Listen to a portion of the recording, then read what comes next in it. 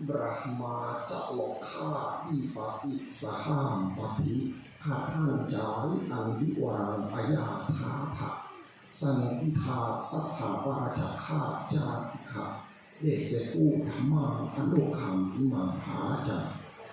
Brahma Sahampati penguasa dunia ini merangkakan keturunan Prakanjali seraya memohon ada makhluk-makhluk yang memiliki sedikit debu di mata mereka, ajarkanlah dhamma dan kasih sayang kepada mereka, kepada hati kami berserah.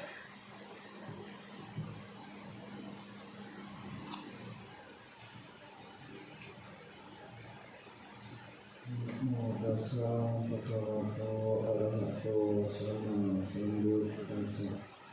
Namo tassa bhagavato arahato sama sambuddhassa. Namo tassa bhagavato arahato sama sambuddhassa. Itu sangga yang saya muliakan, Bapak Ibu dan saudara-saudari sekalian. Namo Sang Budaya, Namo Budaya. Akhirnya setelah 2 tahun lebih kita bisa berkumpul lagi untuk merayakan hari raya kita, hari besar umat Buddha, di mana beberapa tahun belakangan ini kita tidak merayakan secara bersama-sama.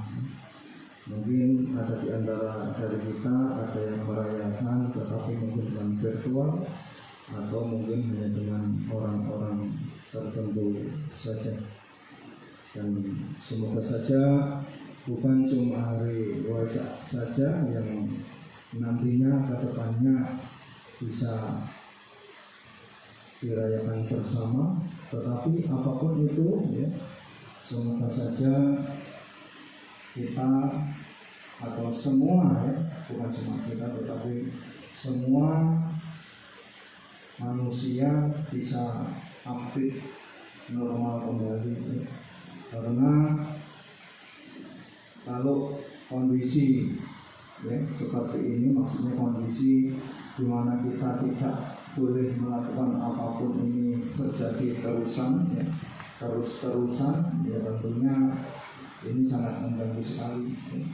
Bukan cuma mengganggu dalam hal berkaitan perayaan saja, tetapi juga tentunya mengganggu dalam hal ya kebutuhan ekonomi kita semua ya, terutama saudara-saudara. Jadi beberapa tahun terakhir ini kita telah diajarkan oleh sebuah hukum universal ya, ajaran universal yang terjadi di mana-mana. Dan ajaran ini sangat berbahaya sekali ya. Tetapi tidak kita sadari ya. Kita semua telah diajari oleh sebuah ajaran yang sesat, yang sangat berbahaya, tetapi kita semua tidak menyadari. Ajaran itu adalah virus corona ya. Di mana kita diajari untuk menjadi orang yang tidak peka ya. Kita diajari untuk menjadi orang yang hanya memikirkan diri sendiri ya. Ada yang sakit, kita tidak boleh menjenguk. Ada yang meninggal, kita tidak boleh datang ya.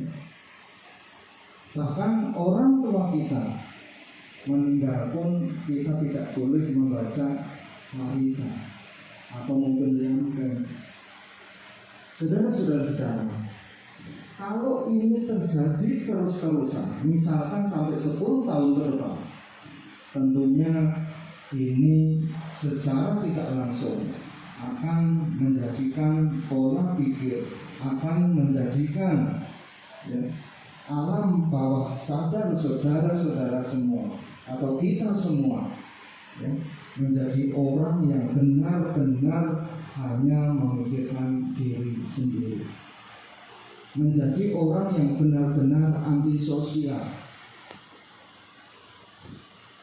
Dan kalau ini sudah terjadi, tentunya harapan kita semua berkaitan dengan semoga semua makhluk hidup bahagia itu ya tidak akan mungkin tercapai ya.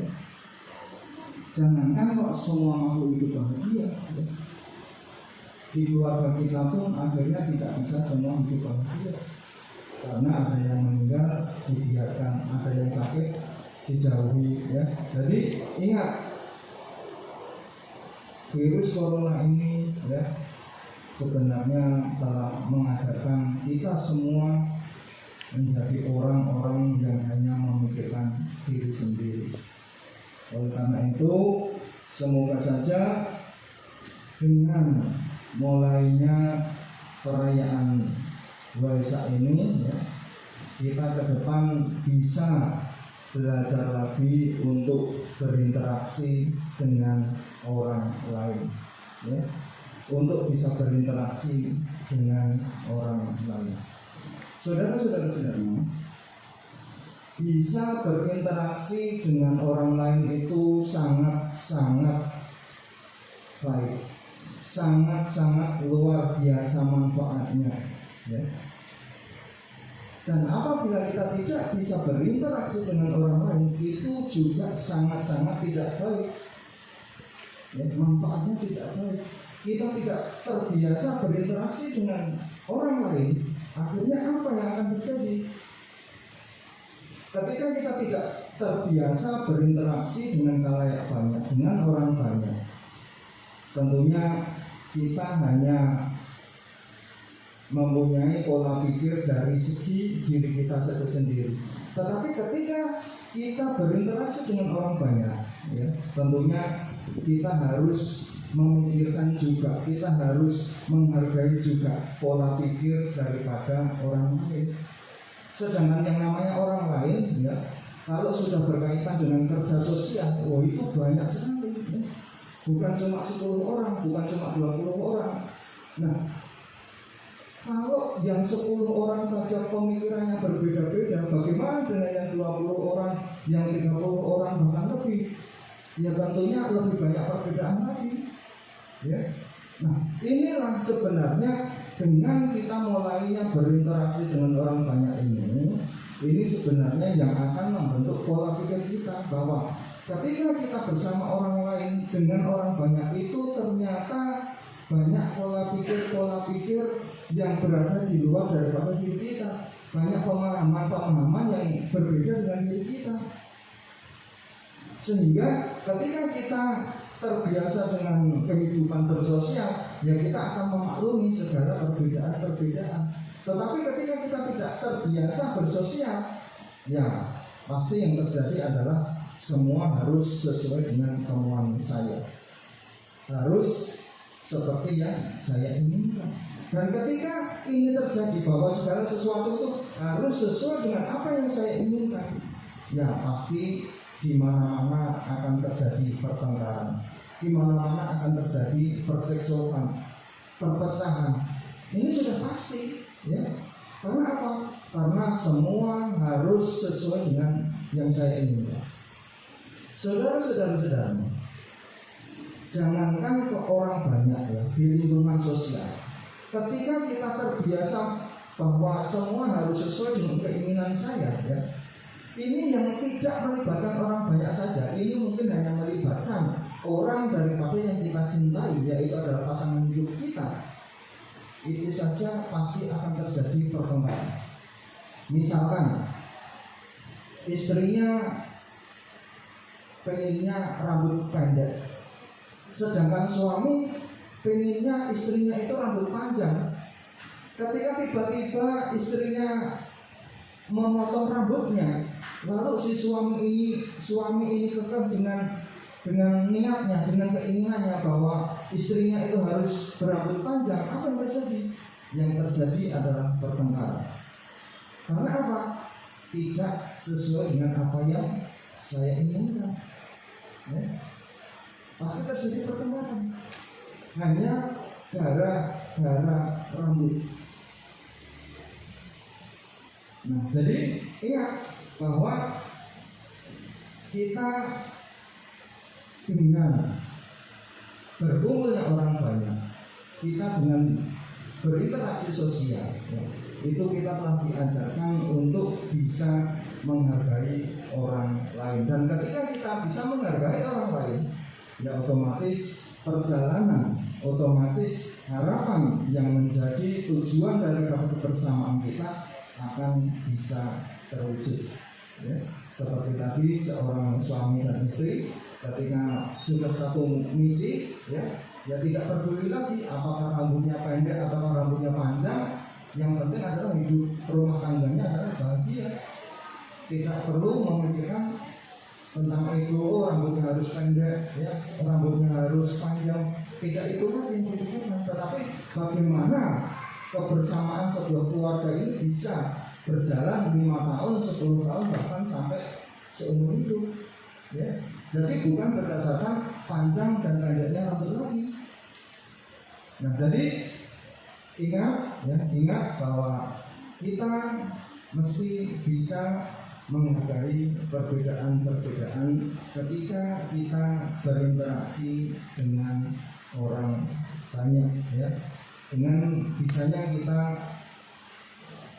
menghargai keinginan-keinginan, pendapat-pendapat daripada orang lain, tentunya ini yang akan meminimalisir daripada sebuah pertengkaran, daripada sebuah percekcokan. Nah, jadi mari, ya, di momen Waisak ini kita mulai bersadar diri, ya, bersadar diri untuk bisa hidup bersosial, untuk bisa bekerja sama, untuk bisa memandang daripada apa yang menjadi pemikiran-pemikiran daripada orang lain. Nah, saudara-saudara, dan yang tidak kalah pentingnya, ya, yang tidak kalah pentingnya daripada perayaan Trisuci Waisak ini adalah kita ini sebenarnya ngapain sih? Nah, ini yang lebih penting, yaitu pertanyaan berkaitan dengan perayaan Trisuci Waisak ini.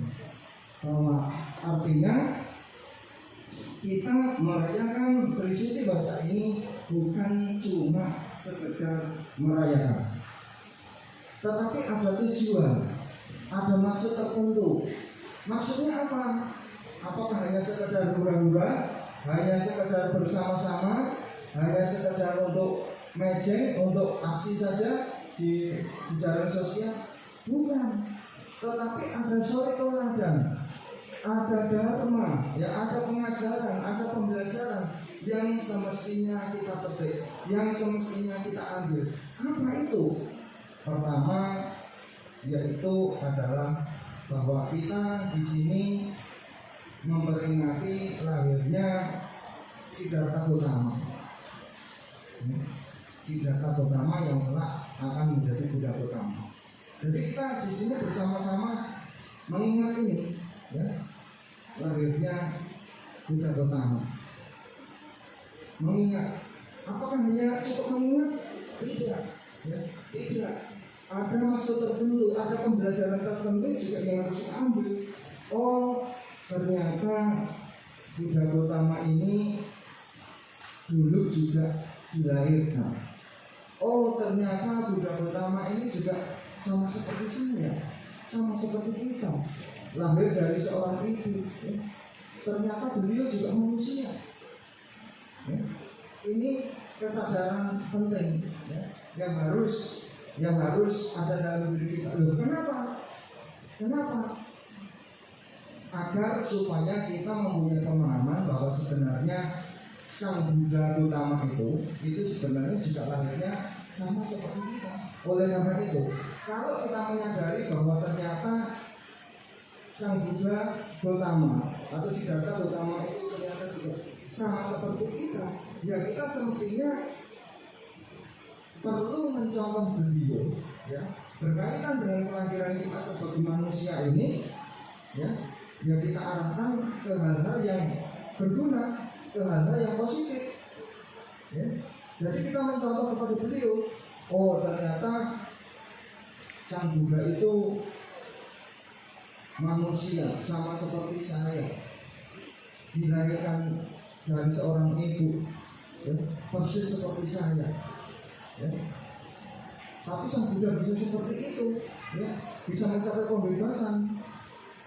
Ya saya pun harus mencari beliau, ya, untuk menghentikan daripada roda samsara ini, untuk menghentikan daripada siklus kehidupan yang kelahiran yang berulang-ulang ini, ya. Kita berusaha mencoba dan terus mencoba untuk bisa berbuat baik, untuk bisa meneladani daripada apa yang telah diajarkan oleh Sang Buddha, ya. Jadi kita menyadari, oh ternyata Buddha pun sama dengan diri kita, ya. Kalau menyadari ini, kita pun akhirnya tidak akan pernah menyia-nyiakan kehidupan kita, ya.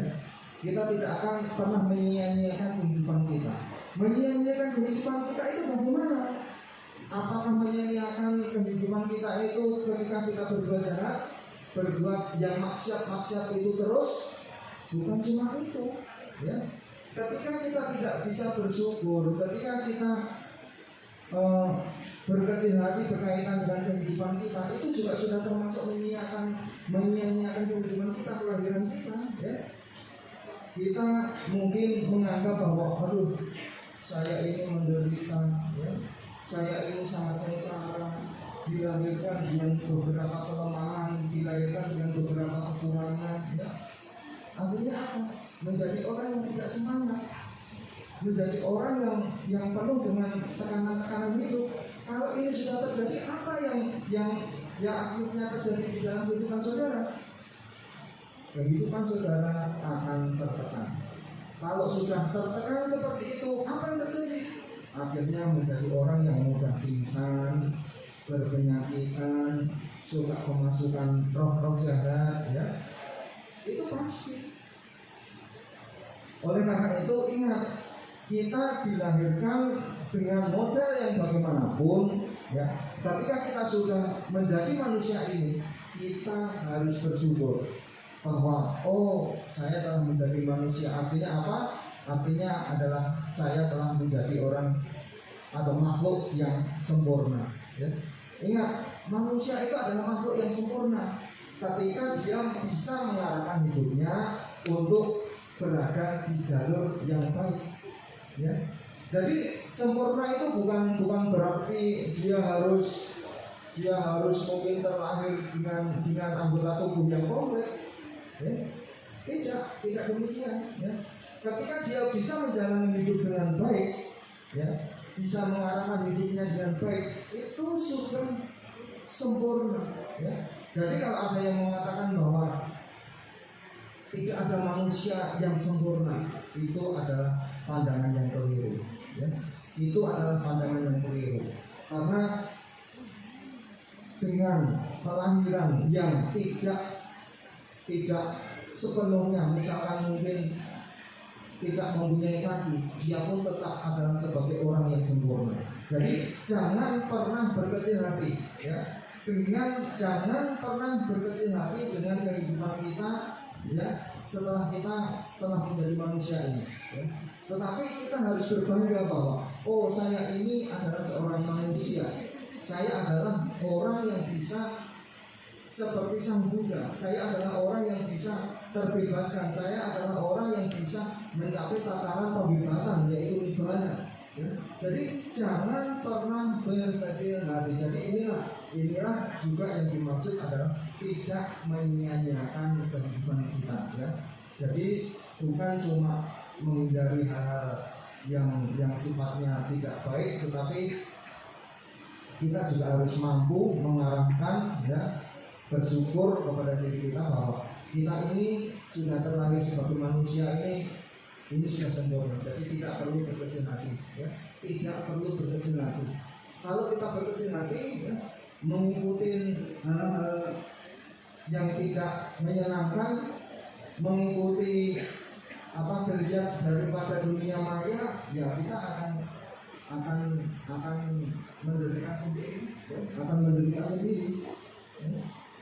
Ingat, Sang Buddha mengatakan bahwa kita bicara dicela, kita diam juga dicela. Jadi maksudnya apa? Lebih baik yang kita pikirkan adalah apa yang kita lakukan. Tidak perlu memikirkan tentang perkataan oleh orang lain.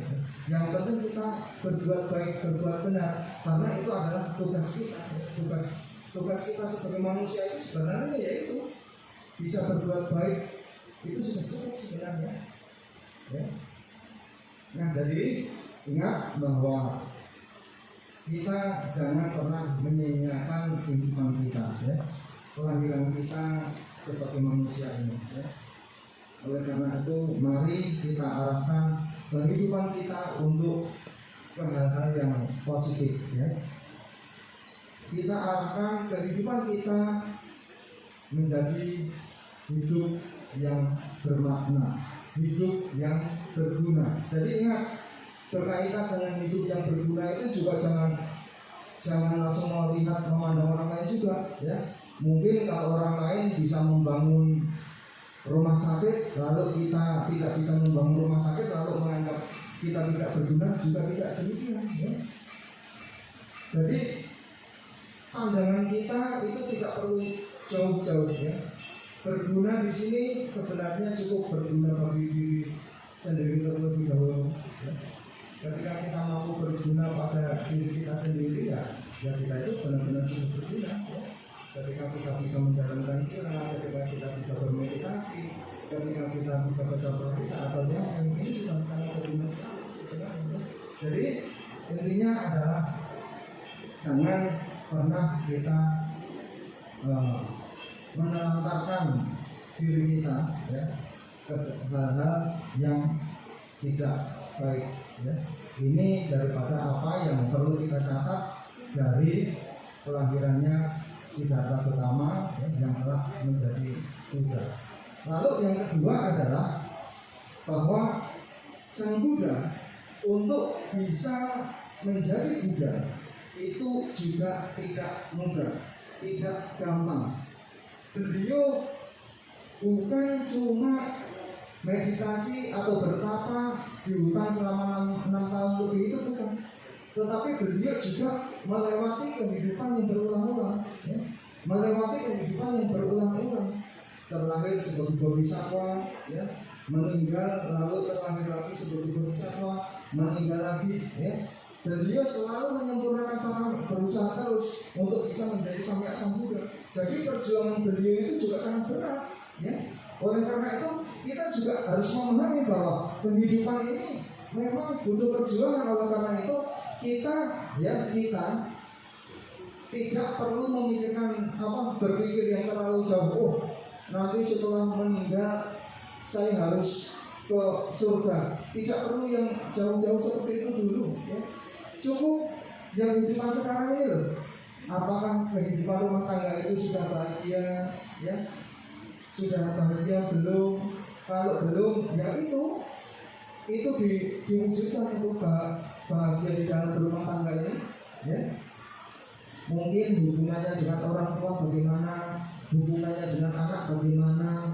Ini yang perlu diperbaiki, ya.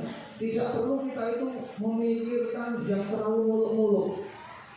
Ingin terlahir di alam surga, ya, ingin mencapai arahat, tetapi kenyataannya di rumah bertengkar terus dengan istri, di rumah dengan anaknya tidak ngomong-ngomongan. Ini terlalu miris, ya. Kita memikirkan nanti setelah kematian, tetapi di kehidupan nyata, ya kita hanya bagian tetesan kosong, ya. Indah dari luar, tetapi sebenarnya di dalamnya ada kosong, tidak ada apa-apanya, ya. Jadi ingat, tidak perlu yang terlalu muluk-muluk, yang realita saja.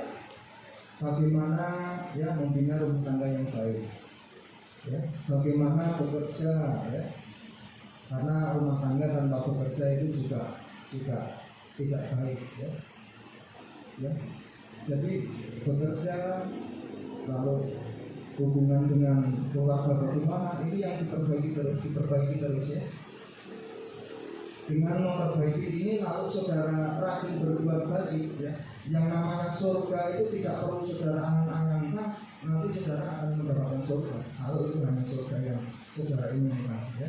Jadi masalah kehidupan yang akan datang itu tidak perlu terlalu kita muluk-mulukkan, tetapi realita yang terjadi di dalam kehidupan rumah tangga kita itu yang perlu kita utamakan. Oleh karena itu, ya, kita mesti memahami, kita mesti menyadari bahwa hidup itu adalah perjuangan seperti apa yang dilakukan oleh Siddhartha Gautama untuk bisa menjadi buddha utama itu.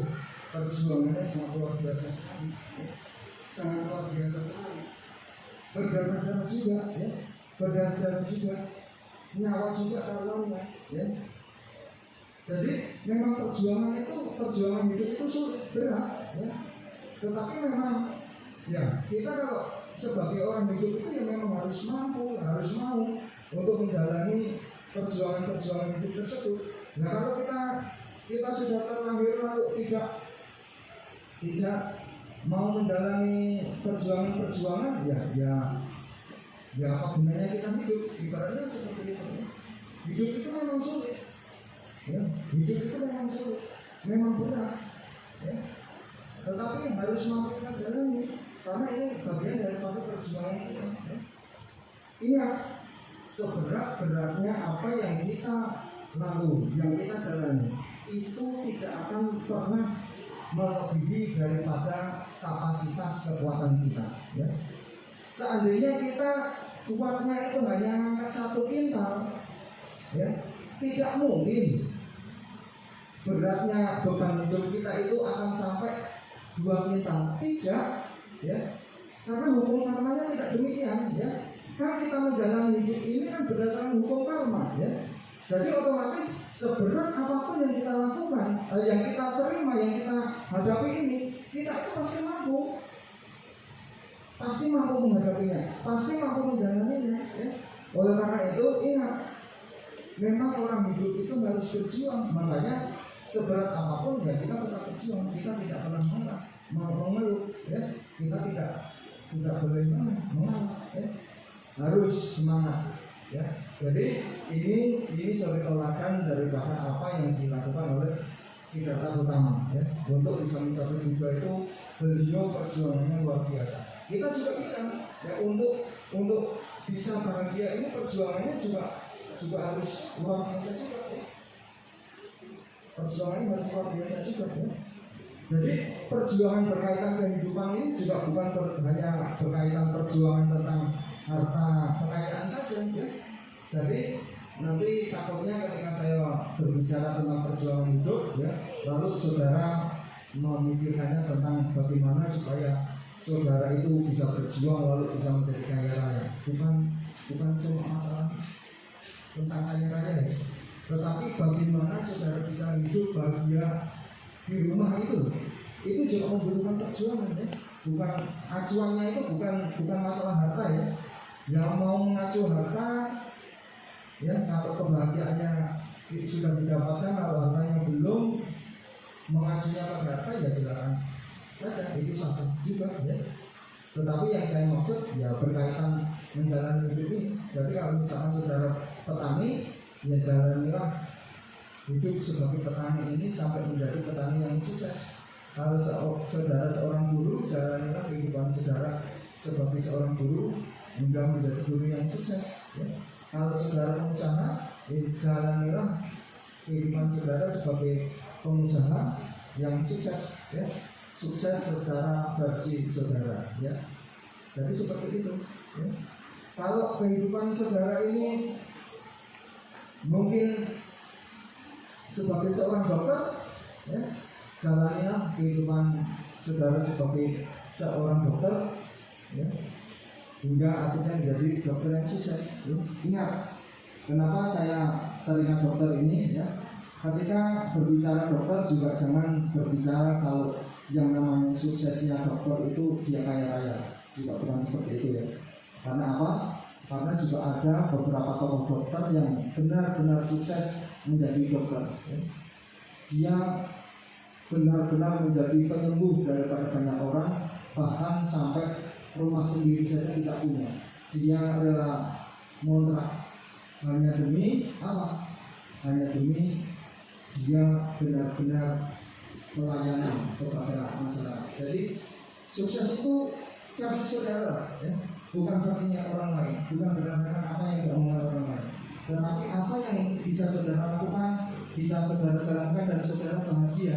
Ya, ingat, saudara bisa bahagia, bukan saudara bersenang-senang. Ya, saudara bisa bahagia itu sudah cukup. Ya. Jadi ingat bahwa hidup itu harus berjuang. Ya, hidup itu harus berjuang. Dan segera apapun yang terjadi pada kehidupan saudara harus yakin bahwa seberat apapun itu tidak akan melebihi daripada kapasitas kekuatan saudara. Ya. Jadi ini yang harus ada pada diri saudara, ya, bahwa kita di sini ini adalah mengingat kembali lahirnya daripada manusia, ya, mengingat kembali bahwa manusia yang akhirnya menjadi Buddha itu dia membutuhkan perjuangan yang sangat luar biasa sekali. Oleh karena itu kita yang sebagai murid daripada beliau, ya, muridnya Sang Buddha, ya sudah sewajarnya kita untuk bisa, ya, bersuri teladan terhadap beliau, mengikuti apa yang beliau ajarkan, ya, apa yang beliau sarankan itu kita ikuti. Karena kalau kita mengikuti daripada ajarannya Sang Buddha, ya kita tidak akan pernah menjadi orang yang menyesal di kemudian hari. Tetapi kalau kita tidak mengikuti jalannya apa yang telah diajarkan oleh Sang Buddha, ya tentunya kita akan menyesal di kemudian hari. Jadi ingat, ya, ingat, kita semua ini sebenarnya telah diajarkan oleh Sang Buddha. Ya. Kita semua ini sebenarnya telah dicontohkan oleh Sang Buddha. Ya. Berkaitan apapun itu Sang Buddha telah mencontohkan. Ya. Kalau kita rajin membaca daripada sifat-sifat beliau, tentunya banyak sekali kisah-kisah, ya, yang terjadi di kehidupan beliau itu juga bisa menjadi pembelajaran daripada kehidupan kita. Jadi sebenarnya, ya, mau menjadi apapun itu, ya, dengan mengacu pada sunnah, dengan mengacu pada nasihatnya Sang Buddha, kita itu pasti bisa menjalaninya. Ya, kita pasti bisa menjalaninya. Jadi ingat, ajaran Sang Buddha itu bukan ajaran yang kuno, ya, tetapi ajaran Sang Buddha itu adalah ajaran yang bisa berjalan seirama dari masa ke masa. Ya. Bukan sebuah ajaran dogma kuno yang tentunya tidak sesuai dengan realitas kita. Jadi ingat, sekali lagi, kita di sini adalah memperingati 3 peristiwa penting, memperingati lahir dan perjuangan dan meninggalnya beliau, yang artinya adalah kita ini adalah muridnya Sang Buddha. Jadi sebagai muridnya Sang Buddha, ya jangan lupa untuk mengikuti, paling tidak untuk mengingat apa yang telah menjadi nasihat beliau, ya. Bahwa yang pertama, kemurahan harus kita pegang, ya. Kemurahan harus kita pegang. Karena kalau kemurahan tidak kita pegang, ya tentunya jalan kita akan salah, ya. Jalan kita akan salah. Tetapi kalau kemurahan kita pegang, ya kita tidak akan pernah salah jalan. Jadi ingat, kemurahan seperti tadi yang telah dijabarkan oleh Bante Jagawaro, ya, itu diingat, ya.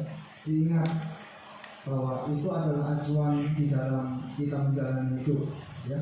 Ketika kita menjalani hidup, kemurahan itu harus dijaga, ya, kalau kita ingin bahagia. Tetapi kalau tidak ingin bahagia, ya itu terserah saudara, karena Sang Buddha juga hanya menunjukkan jalan. Sang Buddha tidak pernah memaksa kita semua untuk harus mengikuti jalan ini, tidak. Sang Buddha hanya menunjukkan kalau ke sini ini ke arah utara, kalau lewat sini ini ke arah selatan, kalau ke sini ini ke arah timur. Kamu mau milih mana, ya itu terserah kamu. Nah, seperti itu. Itu yang diajarkan oleh Sang Buddha. Jadi Sang Buddha tidak pernah memaksa kita, ya. Kita mau menjadi apapun juga itu adalah urusan kita, karena memang kita ini adalah yang bertanggung jawab terhadap diri kita sendiri. Jadi mungkin hanya ini yang bisa saya sampaikan. Apakah masih pengen nambah lagi atau sudah saja? Karena ini tidak ada jamnya ya, jadi tidak tahu. Masih nambah lagi atau sudah? Kalau lagi ya lagi, kalau sudah ya sudah, kan enak. Ya. Tetapi saya rasa saya cukupkan saja sekian. Ya, biar nanti kalau pulang tidak kehujanan dan tidak terlalu sore juga. Ya. Intinya adalah mari kita sebagai umat Buddha, ya, yang sudah di lingkungan sangat minoritas ini, ya, sangat sedikit komunitas kita ini, mari kita selalu menjaga kerukunan, ya. Mari kita untuk selalu bisa bekerja sama, ya. Demi apa? Demi terciptanya Sabe Sata Bhawantu Sukitata. Semoga semua makhluk hidup berbahagia. Kalau kita mengucapkan Sabe Sata Bhawantu Sukitata, tetapi yang kita pikirkan hanya rumah kita sendiri, hanya kantor kita sendiri, rasanya itu kok lain di mulut, lain di hati, ya.